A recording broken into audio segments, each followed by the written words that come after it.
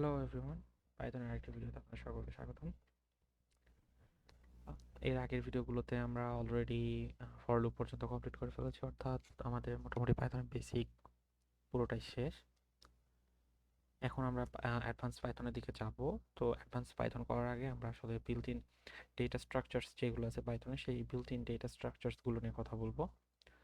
এই ভিডিওতে আমরা কন্টেইনার্স নিয়ে কথা বলবো এবং এর পরের ভিডিওগুলো থেকে আমরা বিল্ট ইন যে ডেটা স্ট্রাকচারসগুলো আছে, লিস্ট, স্ট্রিং, টাপলস, সেটস, ডিকশনারিজ, এগুলো নিয়ে কথা বলবো। ওকে, সো কন্টেইনার্স আসলে কোনো বিল্ট ইন ডেটা স্ট্রাকচার না, কিন্তু কন্টেইনার্স জানাটা খুব বেশি ইম্পর্ট্যান্ট আমাদের জন্য। কারণ প্রত্যেকটা ডেটা স্ট্রাকচার আমরা যেগুলো ব্যবহার করি, প্রত্যেকটা ডেটা স্ট্রাকচারই হচ্ছে একটা করে কন্টেইনার। সো আমরা কন্টেইনার নিয়ে এই ভিডিওতে আলোচনায় জড়িত হয় সরাসরি। সো আমরা এখানে দেখতে পাচ্ছি এটা একটা কন্টেইনার, তাই না? সো কন্টেইনার বিষয়টা কি? কন্টেইনারের মধ্যে আমরা কিছু রাখতে পারি, এখানে আমরা কিছু রাখতে পারি, তাই না? একটা জিনিস খেয়াল করে দেখেন, এই কন্টেইনারের মধ্যে আমরা কি কি রাখতে পারি? এই কন্টেইনারের মধ্যে আমরা যে কোনো ধরনের জিনিস রাখতে পারি, প্লাস এই কন্টেইনারকেও রাখতে পারি, তাই না? এই কন্টেইনার টাইপের কিছু একটাকেও রাখতে পারি। অর্থাৎ আমরা এই কন্টেইনারের থেকে ছোট সাইজের কন্টেইনারের মধ্যে রাখতে পারি চাল ডাল যা কিছু আমাদের ইচ্ছা সব কিছু আমরা এই কন্টেইনারের মধ্যে রাখতে পারি, তাই না?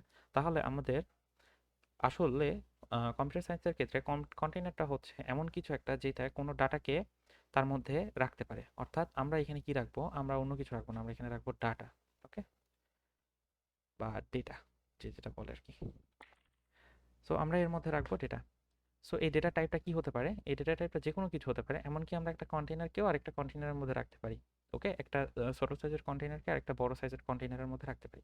তাহলে এর মধ্যে আমরা ডেটাগুলোকে রাখতে পারি এবং কন্টেইনারগুলোকে রাখতে পারি। তাহলে আমরা কন্টেইনারটা আসলে কি বলতেছি এখন আমরা দেখি। আমরা এতদিন পর্যন্ত আমরা যখন বলছিলাম যে a ইকুয়াল টু 10, তখন আমরা কি বলতেছিলাম? এই a যে ভেরিয়েবলটা আছে এই ভেরিয়েবলের মধ্যে 10টা রাখা হোক, তাই না? a হচ্ছে একটা ভেরিয়েবল।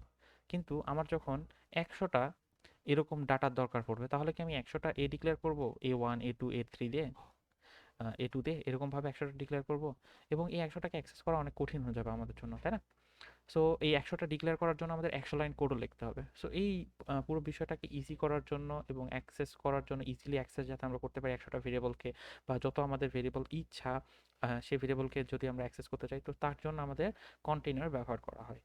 সো আমরা এখানে যদি বলি লিস্ট, স্ট্রিং, টাপলস, সেটস, ডিকশনারিজ, এগুলো প্রত্যেকটা একটা করে কন্টেইনার। ওকে, সো আমরা এই কন্টেইনারটা কিভাবে ব্যবহার করব এখন আমরা খেয়াল করে দেখি। এই যে 100টা আমার দরকার পড়তেছে ডাটা, 100টা ডাটার বদলে আমরা 5টা ডাটা দেখি। ওকে, আমরা 5টা ডাটা রাখতে চাচ্ছি। ওকে, এ, বি, সি, ডি, ই।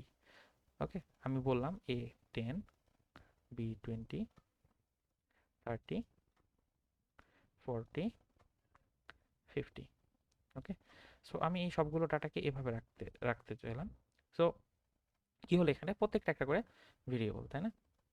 সো আমি এইভাবে যদি না রেখে আমি বলি আমার একটা ভেরিয়েবল দরকার যেটা নাম এক্স, আমি সেই ভেরিয়েবলটার মধ্যে একসাথে সেমভাবে আমি শুধুমাত্র কোনো ভেরিয়েবল ব্যবহার না করে আমি এখানে অ্যাসাইন করলাম সাপোজ 10, 20। যারা অন্য কোনো প্রোগ্রামিং ল্যাঙ্গুয়েজ থেকে এসেছেন তাদের জন্য এটা অনেক ইজি হবে বুঝতে, কারণ তারা হয়তো বা এটা করে এসেছেন, কোথাও না কোথাও ব্যবহার করে এসেছেন। ওকে, সো আমি এখানে রাখলাম 50।